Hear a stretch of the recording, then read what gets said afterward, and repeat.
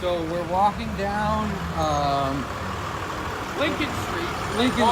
Lincoln Street in Boston. And now I'm getting an espresso because I got physical therapy. I'm gonna get stuck with needles, and I got a class to teach. And when I teach, I gotta have high energy. So we're gonna keep it rolling. Go. Use this round. Use it. You order the high octane stuff, or you just need something to keep you level, or you're going like pure Colombian high octane? I need something cut. I need some cut espresso. I can't go pure. Right now I'm gonna probably do. I kind of in the mood for just some real coffee. If they have almond milk and honey, that's what I'll do. That's right. Sugar or cream. That's right. You were saying that you don't eat or drink dairy. Dairy free, yo. Dairy free. Check it. So we went to this restaurant. It was like, I think it was called the Lazy Dog or something. Dogs were allowed there. I believe they actually had a dog menu.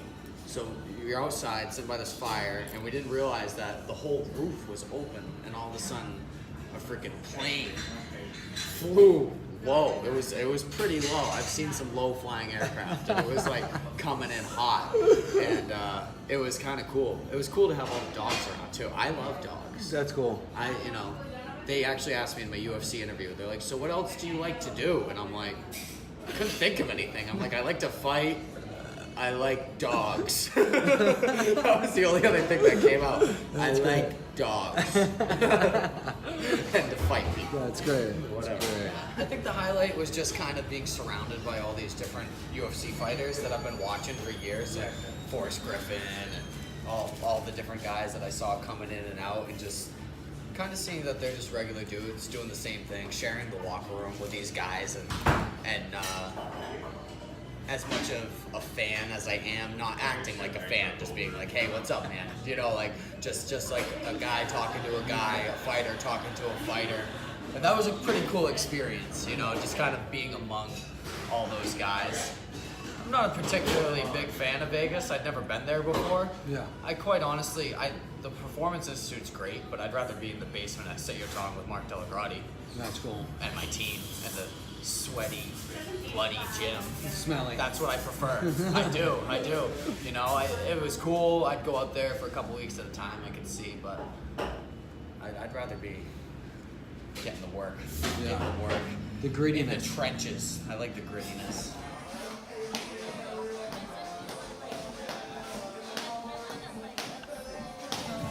What I'm doing is called dry needling, and we use a monofilament needle.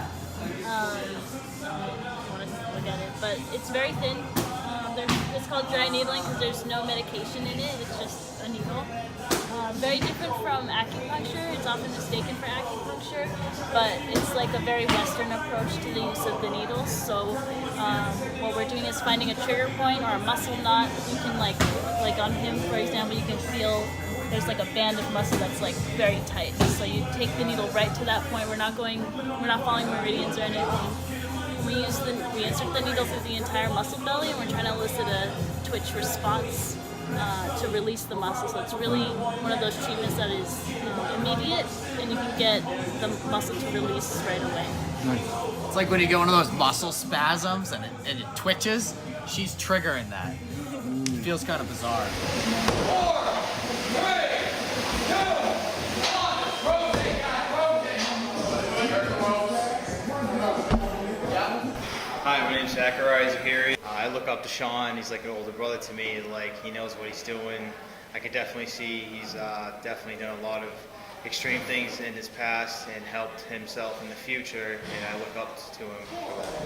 3, 2, 1. Everyone do 3 more just in case you were slacking. He just has a bright, positive outlook and energy when you come into the class, and it's just an awesome feeling and just gets you pumped and ready to go. Good work, guys. Good work. And rotate. My name is Brendan Cox. I come to work out with a guy like Sean here just because he keeps it real, and that's what you need. I mean, he comes in, he says it all the time. You know yourself. You know if you're capable of doing another rep or not, and you're cheating yourself if you don't. So, if I'm working hard, he ramps up the intensity, and I want to roll right back to him. So the best workouts I have are Friday afternoons, right before I head home here. It's awesome, man. It's good to see someone who's working hard get the right opportunity. I mean, he goes to work all day, he works hard with his clients, he puts so much in. He's an easy guy to cheer for. Every day. I get to do what I love every single day. And not everyone gets to do that. I've had to work really hard to put myself in that position. I've landscaped, I've bounced, I was in the military, all these different things that have led me here. But I get to wake up and do what I do every day. I get to train every day. I get to teach every day. I get to be around my friends. My teammates aren't just my teammates, they're some of my closest friends, my boys. We joke around, we have fun, we eat together. We have a special bond, and I feel really blessed to be surrounded by the people I'm surrounded with. Especially this camp, everything's just fallen into place, and I'm riding that wave. And it's all gonna come crashing into Vegas June 12th. That's awesome. I've had adversity in my life, and I'm thankful for that, though. I've had fucking problems with drugs and alcohol, and it took me up until this past year to talk about it because I was embarrassed. And I was going in there and fighting people barely sober, off like a couple weeks sober and stuff. And this is the first time in my life that I've cleared up mentally. So I have the inspiration of wanting to push myself now that I feel like I'm fully capable and in a position to push myself. And then I have people like my sister. And then I have something like my daughter where I want to show her that through hard work and following your passion that you can make it there. My name is Nick Arsis. I know Sean. He is my roommate. If I had to give one word about Sean, it would be inspirational.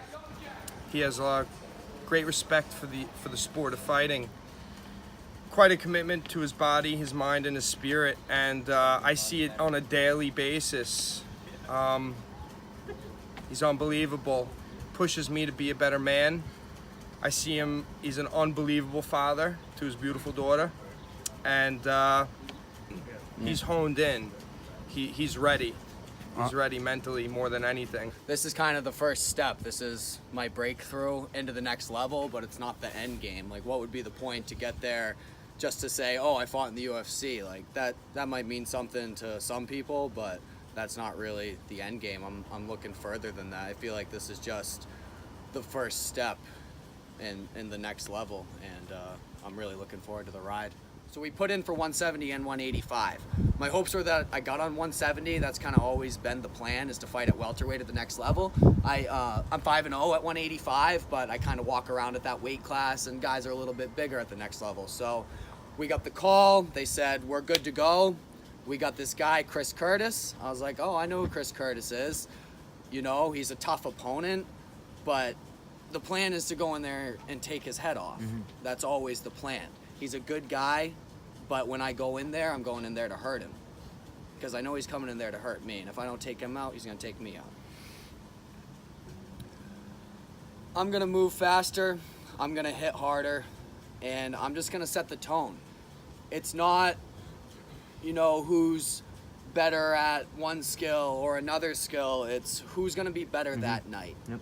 Who's going to be mentally and physically prepared to throw down in that 15 minutes. That's what it comes down to. We put all this time in, we put all this work in, we put our blood, sweat, and tears into this game every day, in and out, for this brief moment. And it's what you do with that brief moment. And when I go in there, that's it. All the work's been done. And it's just another fight. Whether it's Cage Titans, whether it's the UFC, whether it's the parking lot, it's just a fight. And I've kind of gotten over a lot of the nerves. The nerves are going to come. I'm fighting in a place that I've been watching since 8th grade. I'm walking out of the doors of the Ultimate Fighter gym. I've been watching that shit since I was a kid. It's crazy. So I had to wrap my head around that. But at the end of the day, it's just a fight. So that's all I'm going in there. I'm not putting a whole ton of pressure on myself. I'm well prepared. All the work's been done. So now whatever happens, happens.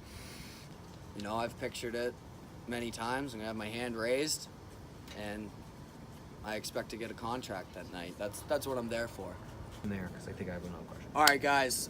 Thank you, Combat Sports Nation. I had an awesome day filming with you guys. You can check me out Facebook, Sean Lally. You can check me on Instagram, theunpredictable.1. Shout out to all my sponsors.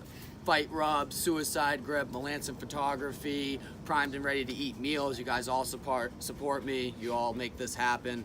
And tune in. June 12th, UFC Fight Pass, live, first episode of the Contender Series for this season. Follow us on Instagram, watch us on YouTube, check us out on Facebook, visit us on Twitter, and stay tuned.